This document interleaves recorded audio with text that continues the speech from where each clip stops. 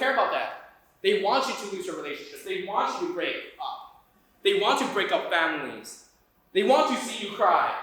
They want you to feel depressed. They want you to feel unloved. Why? Because that's what their goal is. You're present right now. Whatever you do right now, whatever you do at home, whatever you do in private, that matters. We're like his puppets, right? For his own entertainment. When he sees us fall, and then we turn to him and pray to him, we're like, God, please save me. He loves that. That's what they tell you. With everything that would cause him to be afraid, of everything he had reason to worry, with everything that pushed the don't go to sleep button in his life, David yet winds up with this statement: the Lord is my life and my salvation. But we did talk about Ezekiel chapter 18. Ezekiel, I think that's how you spell it. Chapter 18. Right? And what are some things that we mentioned about it? That's not how you spell Ezekiel.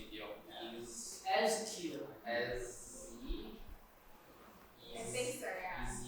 Okay, right, so Ezekiel chapter 18.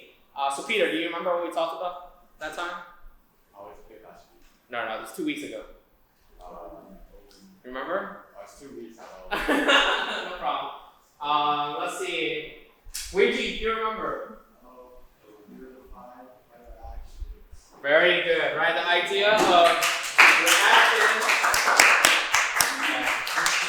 Very good, right? We did talk about your actions. Matter. Yeah, sure, of course. Did you say something about if you sin in the past but you're good now, your sins will not forsake you? Okay, yes, very good, right? And if you were good in the past but you're sinning now, good deeds in the past will save you. Yeah, exactly, right? So, actually, let me change the wording of this. It was more of like, there's like wickedness, for wickedness, and then righteousness for righteousness, right? So, when we were talking about these two things, and what Austin was mentioning was the idea of forgiveness and grace here. Forgiveness and grace. Forgive me. Bear with me as I write all these things down. Well, as we were talking about these things, some things that we were basically talking about was God's judgment. Right? A lot of times, especially within the Christian faith, we talk about, or we ask the question as to, is God's judgment fair? Right? The fact that God condemns people to hell, but just as he condemns people to hell, he also raises people up into heaven. Is that judgment fair? Or is it biased? Right? Is there only Christians that can be saved? Like, that type of mentality, a lot of non-Christians and some Christians ask that type of question. But it all boils down to the idea of fairness. Right? And one thing that we established, I don't think I said fairness, right? But when we talk about the idea of fairness, right? One thing that Peter did say, right? So I'm quoting you, Peter. But one thing that we did mention was how when someone does something wicked, they receive punishment, right? So wickedness for wickedness, right? You do something bad, you get a bad consequence. You do something good, you get a good consequence. And one thing that Ezekiel chapter 18 showed us was that the way God judges is based off of your actions. Does that refresh any people's memory? Right? God judges you based off of what you have done, right? Not what Isaac has done, right? If Isaac hurt me, right? It's not Isaac that caused me to go to hell. No, it's my own decisions, right? Now, is that to justify someone else hurting you? No, because he will be judged for his actions as well. So what we have here is this idea of, and Peter said this, that God is fair in his judgment because you have done those things. You do something bad, you deserve a bad consequence. So we have an understanding that God's judgment is fair, but just as it's fair, there is also hope. Because how many of us have always been good? None of us. Or maybe Travis has, right? Really? But for the most part, none of us has ever done good all our life. Never has there ever been a person where we have not hurt someone either intentionally or unintentionally. Yes? Sure. Let's say if our future determines others' actions, wouldn't everyone be tempted? Well, yeah, that's another thing there, which is why God did speak against this idea of other people's, other people determine your future, right? There was a parable in there, just to quickly talk about it, where it was basically saying when your father sins, the son has sinned also. And God spoke against that. God said, what is this parable? This parable is bogus. Ignore this way of judgment because it is not fair. For you to say your father has done something wrong, so therefore the son has done something wrong, that is unfair, and I do not stand with that. So we have this understanding God is fair in his judgment. If we all died here and some of us went to hell, when we really think about it, it was fair. Okay? But going back to what I was talking about, forgiveness and grace is something that exists because for someone who's wicked, the way God judges is that he said, if you go from your wickedness, and you go through all your routes, and then you turn into a place of righteousness, you can have the idea of forgiveness. Your past wickedness will be forgotten. But the same thing is for righteousness. If I, who am teaching you guys right now, decide one day that I want to kill everybody, I go to the idea of wickedness, and I continue on my genocide, and I don't turn away, and I'm not thinking about doing what is right, but I'm only thinking about what people has done to me, how people have hurt me, and I'm thinking, they deserve to die. And I'm stuck in this mentality, and I'm following my wickedness. Forgiveness and grace will not follow me. My righteousness in my past will not be remembered. But it's because of what I've done here. So that's where, have you guys ever watched Kung Fu Panda? Yeah, all four. You guys remember Oogway? Yeah. What did Oogway say at the cherry blossom tree? What do you say? Something. It was this quote, the something past, present. Yes. Does anybody remember the quote? The Yesterday is history. Tomorrow is a mystery. Exactly, right? Today is the present. Today is what matters. You see, even Christianity itself was telling you the past is something you should not hold against yourself. But it's like your past isn't something that you should hold on to. Your past does sometimes define why you behave a certain way, but that doesn't mean that's who you are. Because you did wickedness in the past doesn't mean all of a sudden you have no chance of redemption. Because you've done righteousness in the past doesn't mean all of a sudden your path to heaven is clear cut. So we have to understand your present right now, whatever you do right now, whatever you do at home, whatever you do in private, that matters. Because that is what allows us, or that is what God judges. Are you in the right place? Are you, seeking after him? Are you looking for forgiveness? Are you in a place where you're trying to follow righteousness? Right? And that's where we have that understanding there.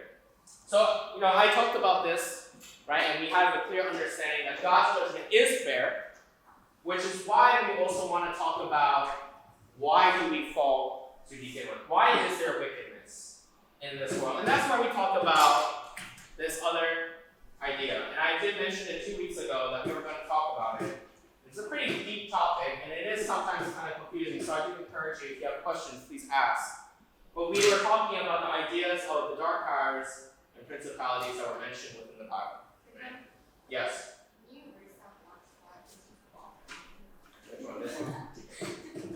We'll see if we just Yeah, it's unerasable. Right? The dark powers, okay? And principalities. And does anybody know who those are? bad people. Pride. Dark powers and principalities. Yeah, Bad okay. people. Alright, so does anybody know what this is talking about? What is a dark power? What is a principality? Bad people. Sin. Bad Sin? people. Okay, sure. Bad Alright, we'll take some people. guesses. So we said sin, we said bad people. Something bad. The 7 things. Bad people / things, okay. You said 7 deadly sin.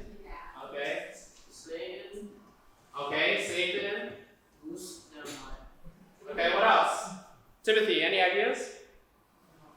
No? What do you think about dark powers?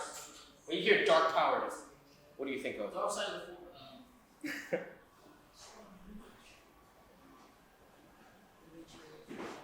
Sorry? Okay, witchery, right? Witchcraft, sure. Witchcraft. Okay. Let me get one more. One more. Force like never mind. Right. Okay, sure. Demons. I would say all of these things are the dark powers Number and 4. principalities, right? What was the question? Yes. Witchcraft exists still? No? I would say, so it's not as open as in the past, because in the past, there was a lot of things surrounding witchcraft, right? There was a lot of things where it was openly, I guess you could say, accepted, such as human sacrificing. There was civilizations that supported it. There was, carvings on the body, dismembering, right, which was widely accepted in the past. But because it's not really accepted now, if witchcraft was so open in public, I'm pretty sure the majority of people would have rejected it right away. Okay? So to answer your question, Rudy, you said that does witchcraft still exist today? I would say yes. That wasn't your question. What is your question? That was Esther's question, right? So very good, Esther. I love your questions, right? But yes, I would say witchcraft does exist, but it's not as public. Because if you think about it, why would they be so dumb to go out in public and do these things? They'll get shut down shut down immediately. They'll have the NYPD kick down their doors, right? And they'll be stormed, right? So it's, logically speaking, it doesn't make sense for people doing witchcraft to do it publicly. But I do believe it does happen still. Okay? What about like satanists and all those things? Well, you see Satanism, is that how you say it? Like Satanism is starting to be more public, right? It's starting to enter schools, right? There's like an after-school satanic after-school, right? There's satanist clubs, right? It's becoming more open, and the way they encourage it is they're saying critical thinking. But when you really think about it, does the Bible discourage critical thinking? No, it doesn't. Why? Because it's telling you think about the bigger picture. It tells you think about the spiritual, which we will talk about. But before we get into side topics, I want to tackle this, right? Which is, again, the dark powers and principalities. Who are they? What are they? And why do we need to fight against them, right? Because the Bible says we wrestle not with flesh and blood, but against what? Any ideas? Elisa, any ideas? We wrestle not against flesh and blood, but against what? Sin. Okay. Or the... Yeah, very good, Matthew, right? We wrestle not against flesh and blood, but against the dark powers and principalities. Why does the Bible talk about this? Well, that's in order to answer this question, we must first understand the characteristics. So what are the characteristics of the dark powers and principalities? Let's think about it in terms of your enemy, because that's what the Bible says. The Bible says the dark powers and principalities are your enemies. So what type of characteristics would they have? Austin? The word's just one. Seducing. Okay, seducing. Right. Very good. Seducing. What's another one? Jairus. You look like you're searching it up. Very good. What is it? What's another characteristic? Of like sin or demons. Of the dark powers and principalities, what's another characteristic? Cheating. Okay, sure. Cheating. Right, you said cheating, and then you cheated by saying another one. Right, but you said lying. Okay. I'm just kidding. What's another one? Anybody? When you think about your enemies, do you think they will love you? Huh? I don't know. Direct solution. Elisa. Okay, violence. Okay, very good. What's another one? Yes. Compromising. Yeah, very good. Right, it makes you compromise. Envy. Very good. What's another one? Pretend to be your friend. Okay, pretend to be your friend. Right, so betraying. All right, very good. Pride, right? I'm going to ask some other ones like harass. They love to harass you. Right? You see, like, for those of you who have heard this, lesson that I'm doing right now, one thing that the dark powers and principalities love doing is giving you nightmares. Right? If you have consistent nightmares all the time, that probably means there's something involved there. Right? If you always feel anxiety all the time, no matter what you're doing, like you're just walking and all of a sudden you feel anxiety, that is not a normal thing. Right? That may be, it could be, not all the time, but it could be something involving dark powers and principalities. Another thing that I would say is that they love to torment. Right? They love to defile. Right? Greed. Very good. Right? But all these characteristics, they have one thing in common.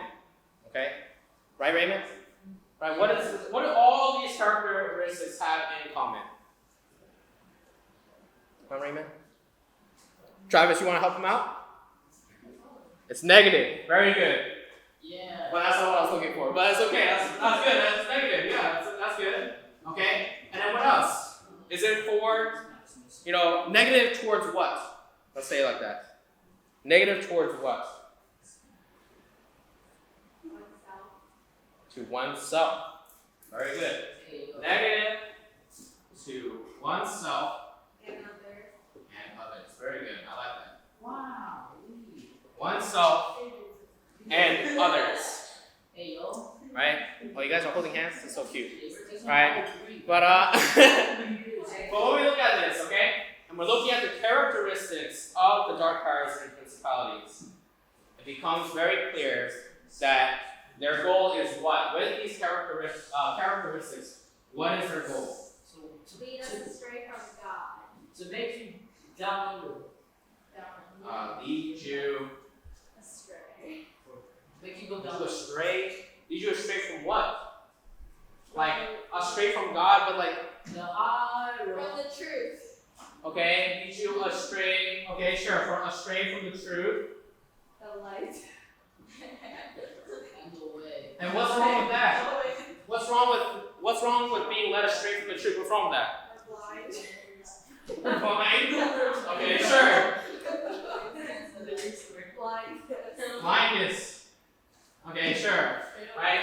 When we look at all these things, okay, and we're thinking about the goal that they have is to lead you away from the truth, to blind you to, what does it say? Seduce you, to make you cheat, to make you lie, to make you violent, to make you compromise, right? So compromise is like, I'll sin like this time, and then I'll stop sinning later. Lead to death. Right? Essentially they lead you to death, right? They lead you off the cliff, right? When we look at all these things, right, I think it's important for us to understand, right, that there is no such thing, right? So I'm just going to say it one time, right? But there is no such thing as a friendly demon. Alright, so all you anime fans out there, okay, do not fall into the trap, okay? So I'm going to say one time, you anime fans out there, do not fall into the trap that there is such thing as a friendly demon. Because if you're saying, demons are, why can't we be friends with demons? Why can't we, why are we hating so much on demons? Well, look at how they behave. Look at what their goal is. You would be a fool. You would be a fool to say demons can be your friends. Because you know what that looks like? Let me tell you an example. And I'm not trying to shame you all, okay?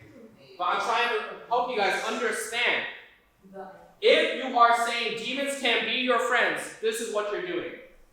You're walking up to someone who has a gun to your face, and you're saying, let's be friends. Yeah. That's literally what you're doing. That's literally what you're doing, right? Yeah, I know, right? But you are literally doing that, and that is the biggest form of blindness.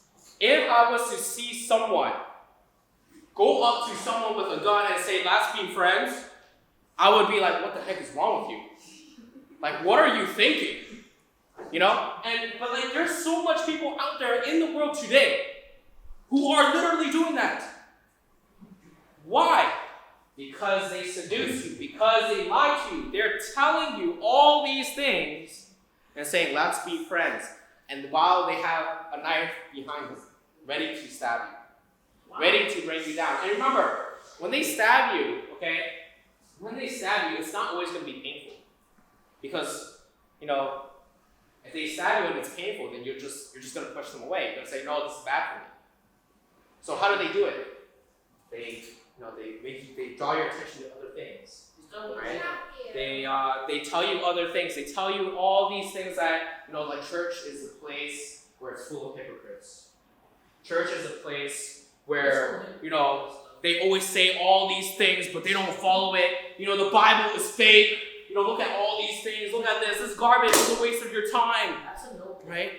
And they're saying all these things. Why? Because they're trying to bring you away. Real. Right? Because that's what their goal is. They're trying to blind you. They're trying to say, look, I'm your friend. Look, this is not a gun. This is a flower. Bam. That sounds like flowers. A toxic one. Toxic one, right? It's like a toxic relationship.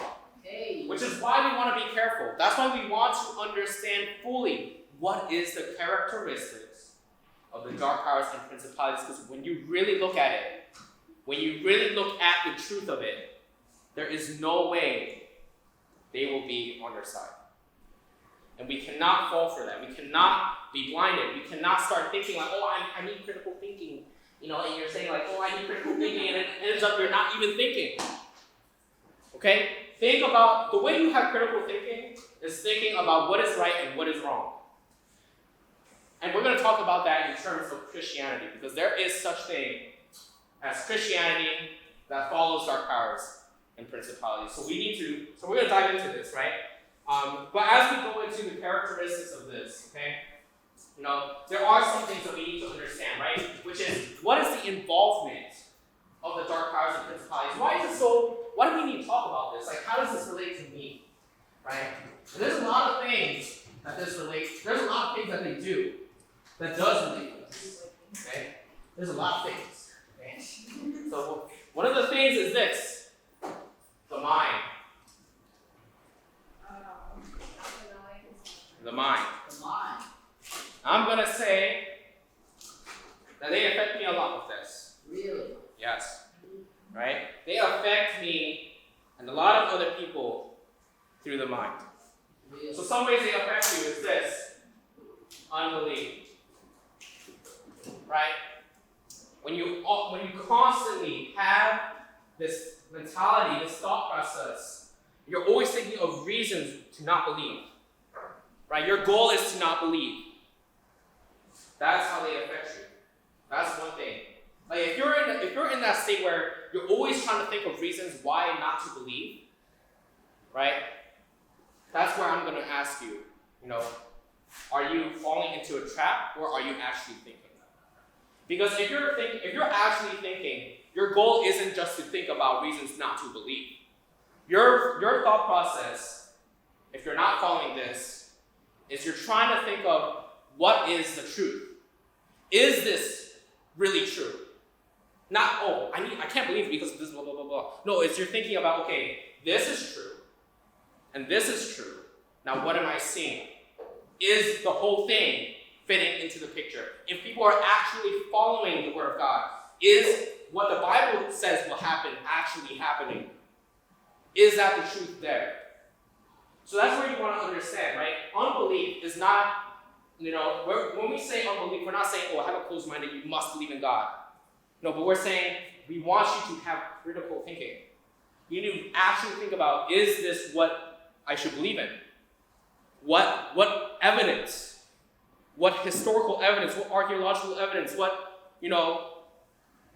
understanding is there that says I should believe? That's how you should think. But when the dark powers affect you, they're just giving you reason after reason not to believe.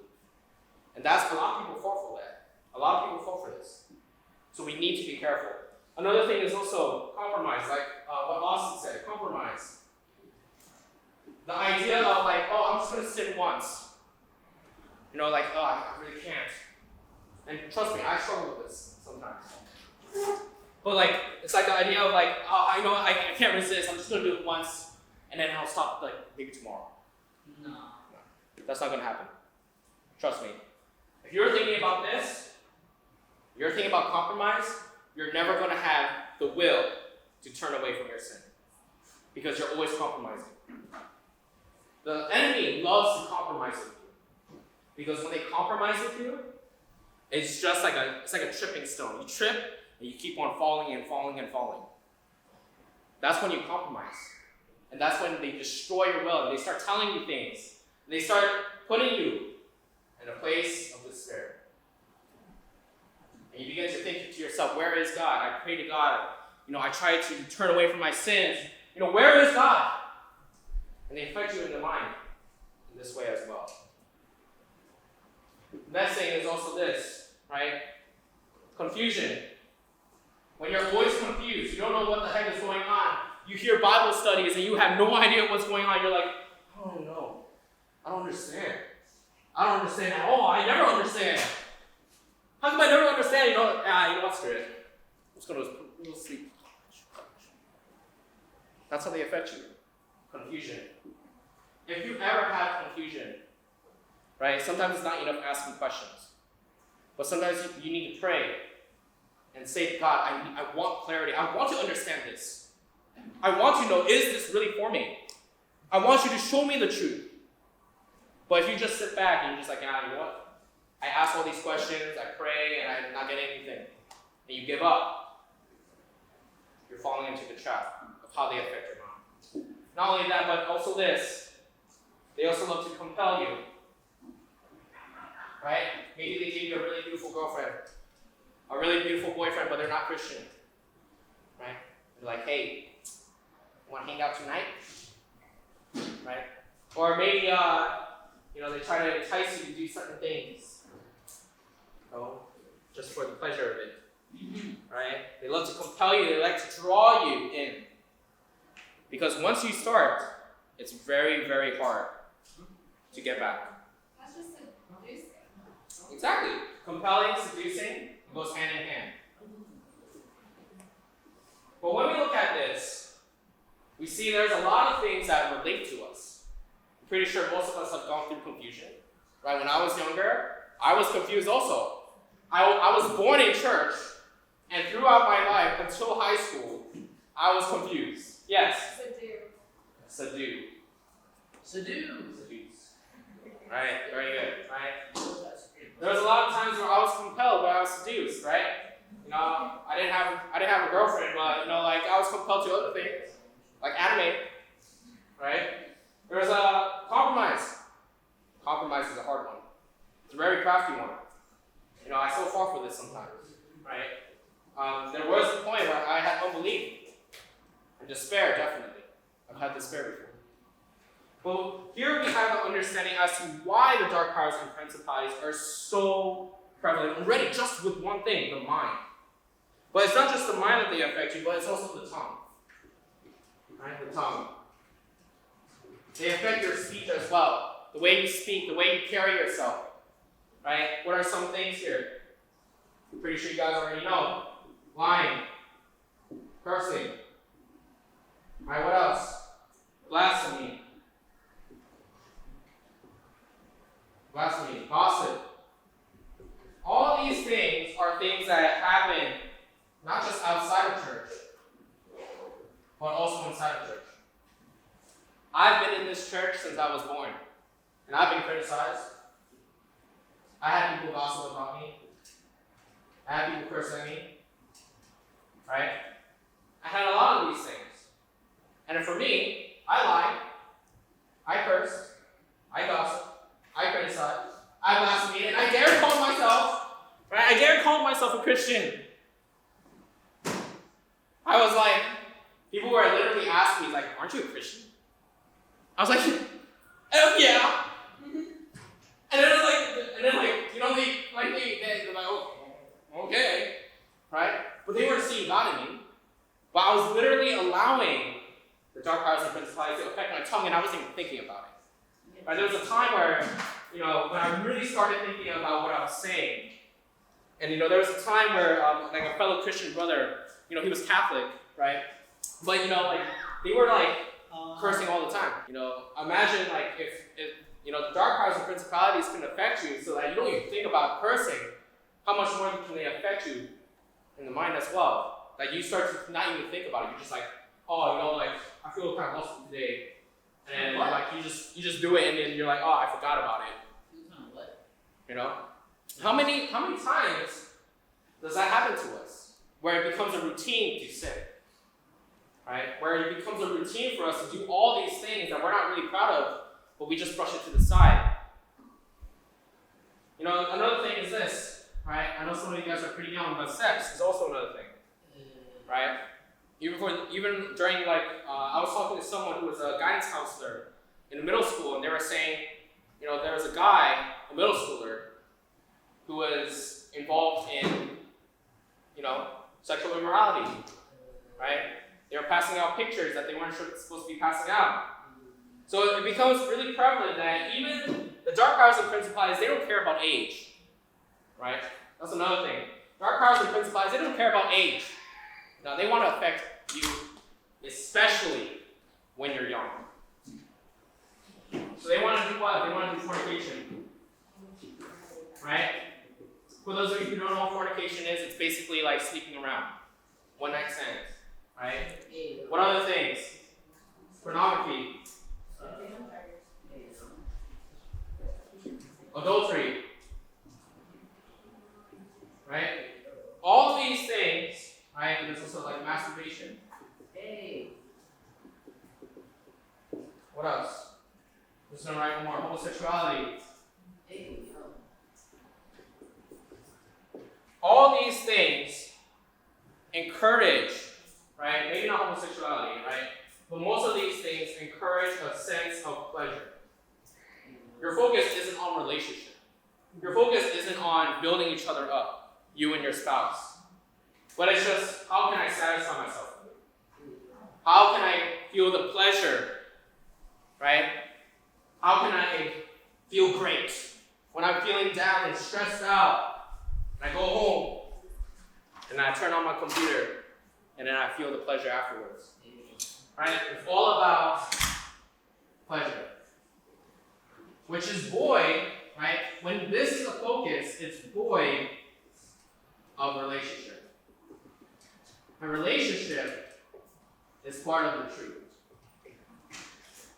So we see this. When your focus is only on the pleasure aspect, you're void of relationship, which is what the truth is talking about. Being loyal. Loving your wife, not just for her body, but for who she is. You see that the dark powers and principalities don't care about that. They want you to lose your relationships. They want you to break up. They want to break up families. They want to see you cry. They want you to feel depressed. They want you to feel unloved. Why? Because that's what their goal is. Because if they could break up your family, then they could break it. Then they could break you.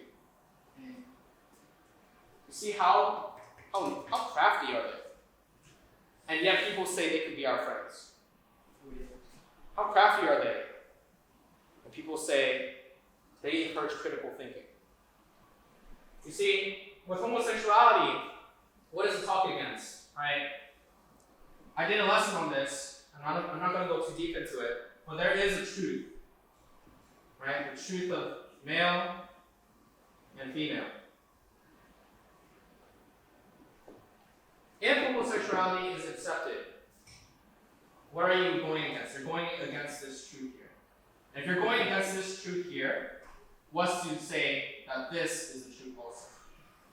Which is why God does speak against homosexuality, not because he's saying you cannot love who you want to love, but it's about the idea that truth is consistent.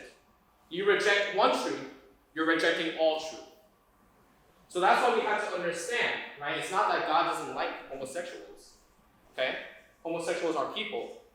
They should be cared for when they're hungry. If they're poor, we should be caring for them. But if they want to dwell on their homosexuality, just as someone who's dwelling on gossiping, right, or lying, just as people are dealing on this and we speak against them, homosexuality should be the same.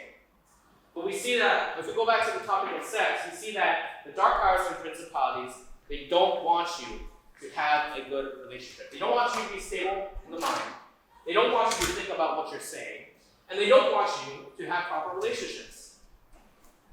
This is the dark powers and principalities that we're talking about. One way that I like to say it, I'm going to say this one last thing and we're going to end here. But one thing that you have to remember about the dark powers and principalities is this. They play with your emotions and your experiences. So I'm going to say it one more time. The dark powers and principalities love to do this. They play with your emotions and your experiences. Let that sink in. They play with you. They play with you and tell you that it's not them that's playing with you, but they say God is playing with you. God created humans. Why? Because we're like his little playthings. He loves to twist fate, right? You know, like we're like his puppets, right? For his own entertainment. When he sees us fall, and then we turn to him and pray to him, we're like, God, please save me. He loves that. That's what they tell you. And they say, you know what? Well, I believe in this God. Follow me. Do whatever you want. Screw the laws. Screw doing what is right. Nobody does what is right, so why should I? Remember this. They play with your emotions and your experience. They don't care about you. But they're just using your emotions that are valid. They're using your experiences that are valid. And they're twisting it so that you turn away from God, who is telling you, love one another, who is telling you, turn away from your sin because it hurts you. And they're saying God is your enemy. Yes? So if your emotions are valid and your experiences are valid, where is the invalid part that makes this entire thing wrong? That's a very good question, right? So, Elijah asked a really good question. He said, if your emotions are valid and your experiences are valid, then what part makes it invalid, right? When they start playing with you. I would say your approach, right? So the part that becomes invalid, I'm just going to erase this so that we have space, right? But I would say the part that becomes the invalid part, right, is your approach and interpretation. Or understanding, however you want to say it. Interpretation or understanding of, of your emotions / experiences. So let's take, for example, let's say you went through a traumatic event, right? Let's say that, let's say you went through like Batman, right? You're walking down with your mom and dad, and all of a sudden this random guy comes up to you and bam! Shoots your mom and shoots your dad, right? Why are you laughing? So messed up, right? But they shoot your mom and they shoot your dad. No, it's the way You you know? put it. So. Okay, my bad, right? But when you're going through the emotions of trauma, you're feeling like sad, angry, all these things, right? You're going through your experiences of, you lost your parents in the cruelest way. What the dark powers and principalities love to do is, first of all, like what I said, the mind, they love to put you in despair. And with putting you in despair, they put you in a state of hopelessness. And after putting you in a state of hopelessness, it goes to the idea of the tongue. You start to lie, you start to gossip, you start to curse, you start to blaspheme, right? And after they affect your tongue, then they start affecting your relationships. Like, how can I trust anybody? Screw everybody. I'm just looking for pleasure, right? And your life starts spiraling downwards and downwards and downwards, right? So when we look at the emotions and experiences, your approach and your interpretation are extremely important, which is what God talks about. Right? Sorry, yes, go ahead. What about revenge? Revenge. Revenge is, the Bible also talks about the idea of revenge. And God does say, it is not for you to do revenge, it is for me to do revenge. Right? What does God mean by this? Right? Justice? Yes, justice. Right? There's another part in the Bible that says, overcome evil with good. Right? When you do good for your enemies, you keep burning coals on top of their head. Right? Not saying you're literally doing that, but it's like when you do things of goodness, you forgive, you show love, even though they don't deserve it. It's kind of like that. It's like kind of like one of those like movies, like a redemption arc. Right? Someone who knows they don't deserve to be redeemed, they're like crying. Right? I like to say it like this: if you want to make your enemies cry, forgive them and love them, because that's how you make them cry the hardest. Kill them with kindness. Right? Kill them with kindness, right?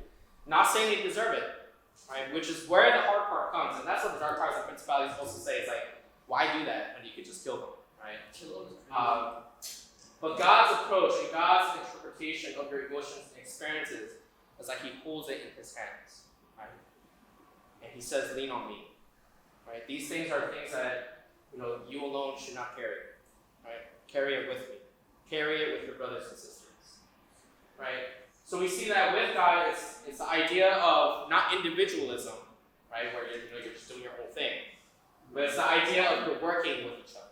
Apologies if it doesn't, but I will say again, the part that becomes invalid is not your emotions or your experiences, but it's about your approach and your interpretation of your emotions and experiences. Okay, that's what they affect. Okay, all right, so let's pray.